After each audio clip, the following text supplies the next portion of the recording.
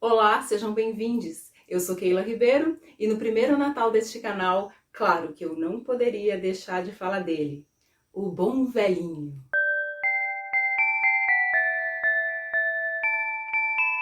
Chegou aquela época do ano em que, mesmo no meio de uma pandemia, com 180 mil mortos no país, as pessoas se jogam nas compras e o Braizão já tá lá, fervendo de gente aglomerada. Mas você já parou para pensar em como foi produzida aquela lembrancinha que você comprou na 25? Então, quem vai contar essa história pra gente é nada mais, nada menos do que ele, Vô Carlito, no Capital para Crianças, uma adaptação do texto de Karl Marx, feita pelo Juan Riera, com ilustrações de Liliana Fortuny.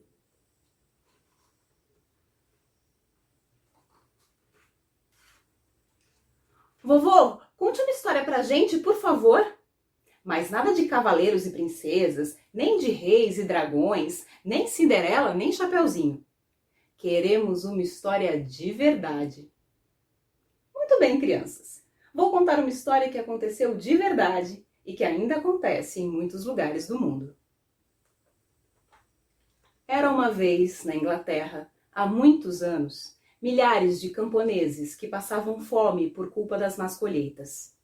Eles tiveram de se mudar para a cidade grande para procurar trabalho.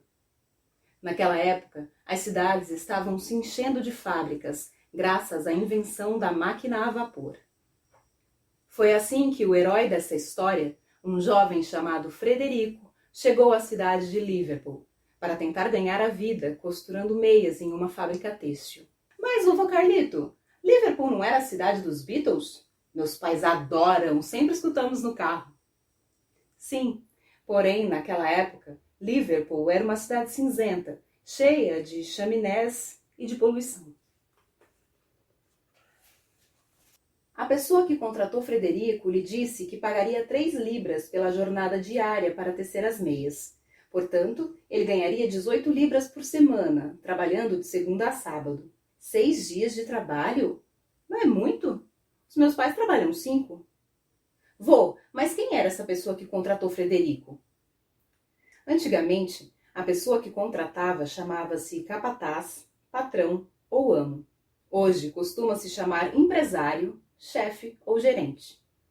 Já quem era contratado, isso é, o Frederico, antes era chamado de operário ou proletário.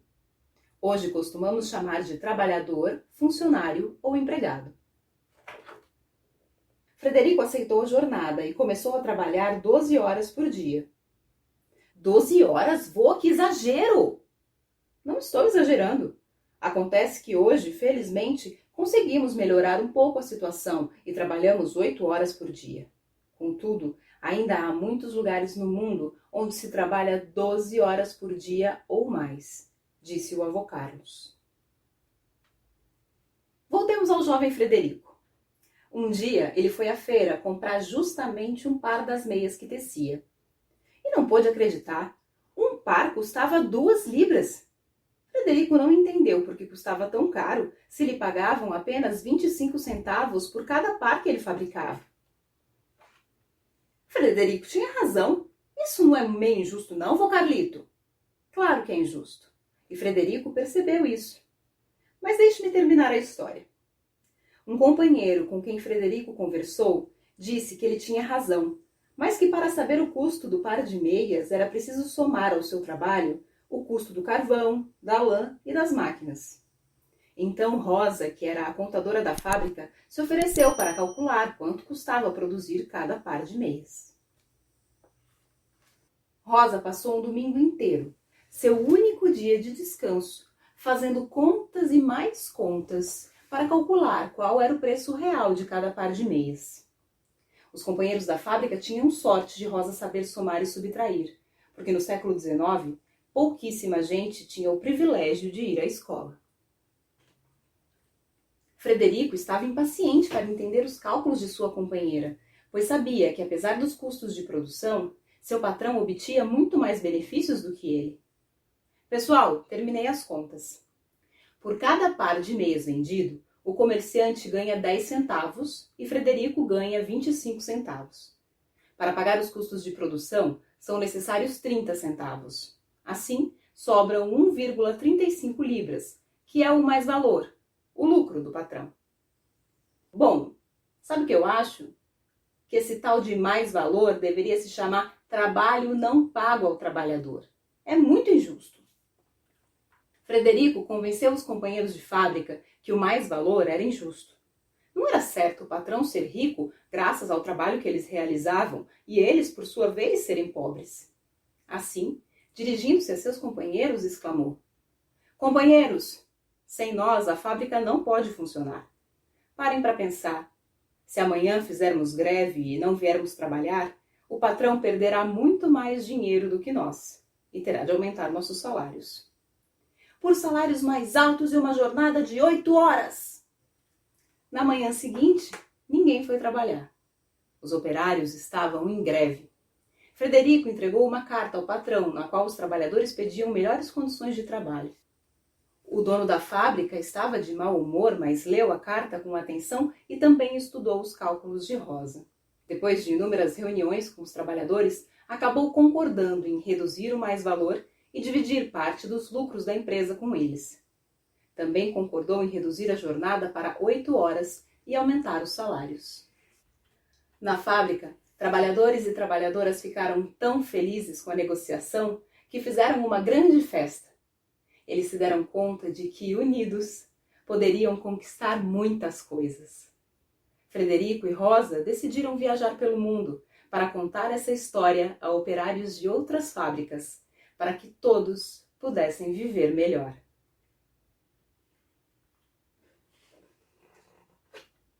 O Capital para Crianças foi publicado em 2018 pela editora Boitatá, em comemoração ao bicentenário do Karl Marx, e tinha uma tarefa bastante difícil, que é apresentar de uma maneira divertida, lúdica, para crianças, uma obra tão densa, tão extensa quanto o Capital, que é a obra mais importante do seu Carlinho, onde ele analisa o meio de produção capitalista. Mas afinal, o que é o tal do capital? Dinheiro? A resposta é sim, mas não só. Segundo Pierre Bourdieu, o capital não é apenas o acúmulo de bens e riquezas, mas todo recurso ou poder que se manifesta em uma atividade social. E há vários tipos de capital, como o capital econômico, social, cultural e simbólico. A minha escolha por essa definição do Bourdieu é porque eu acho importante salientar que capital não é apenas dinheiro, não está ligado apenas ao financeiro.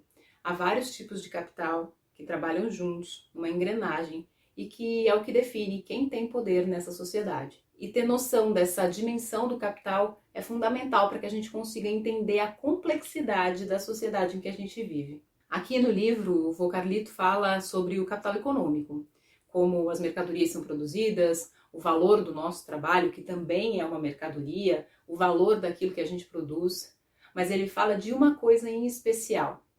Ele fala de luta, de como foi a organização dos trabalhadores, as pressões, as greves que fizeram com que direitos fossem conquistados. Direitos esses que estão sendo perdidos aí, ano a ano. A reforma da Previdência, a reforma trabalhista, não me deixam mentir. Tem uma coisa que eu queria chamar a atenção em especial, que é o seguinte. Aqui no livro eles se referem aos trabalhadores como funcionários, empregados, porque eles trabalham numa fábrica têxtil. Mas será que os trabalhadores de hoje, na nossa realidade material, eles podem se enquadrar, a grande maioria se enquadram nesse perfil? Não, né? Porque à medida que os empregos formais foram diminuindo, seja por conta da pandemia ou pelas inúmeras crises do próprio capitalismo, as pessoas foram se vendo obrigadas a fazer trabalhos alternativos para poder sobreviver. E esses trabalhos, de maneira geral, não contam com nenhum direito trabalhista. E a política do governo é jogar a responsabilidade para cima do trabalhador e falar: te vira, vai fazer qualquer trabalho por qualquer dinheiro. O capitalismo neoliberal gosta de chamar isso de empreendedorismo, mas na maioria dos casos é só precarização do trabalho mesmo. Então fica aqui o convite para a gente pensar sobre essas questões, para a gente agir e transformar a realidade, porque o mundo mudou e novas formas de exploração exigem novas formas de luta. Mas o que tudo isso tem a ver com o Natal, criatura? Você deve estar se perguntando. Tem a ver que nessa época de amor, paz, solidariedade, o papagaio não para de berrar, tem a ver que essa época de amor, paz, solidariedade é também uma época de muito consumo.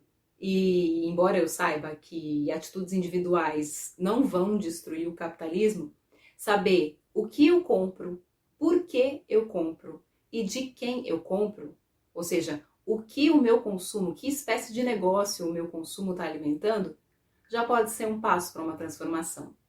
Um passo de formiguinha, mas ainda assim um passo. E, se possível, compre de pequenos produtores. O preço deles normalmente não vai ser tão convidativo quanto de um grande varejista. Mas sabe por que isso acontece? Porque eles não estão explorando a mão de obra de ninguém. E um exemplo prático disso está bem aqui, ó, nesse vasinho que eu ganhei da Laje dos Vasos e Suculentas. O Mauro faz todos os vasos, pinta, estiliza cada um deles. Esse aqui tem uma poesia da Ana Cristina César. E se você quiser um pouquinho desse afeto aí na sua casa ou para presentear alguém, fica aqui uma boa pedida. Eu vou deixar o contato da Laje aqui na descrição do vídeo, assim como também os materiais que eu usei para escrever este roteiro. Eu espero que vocês tenham gostado. Eu sou Keila Ribeiro, em voz alta.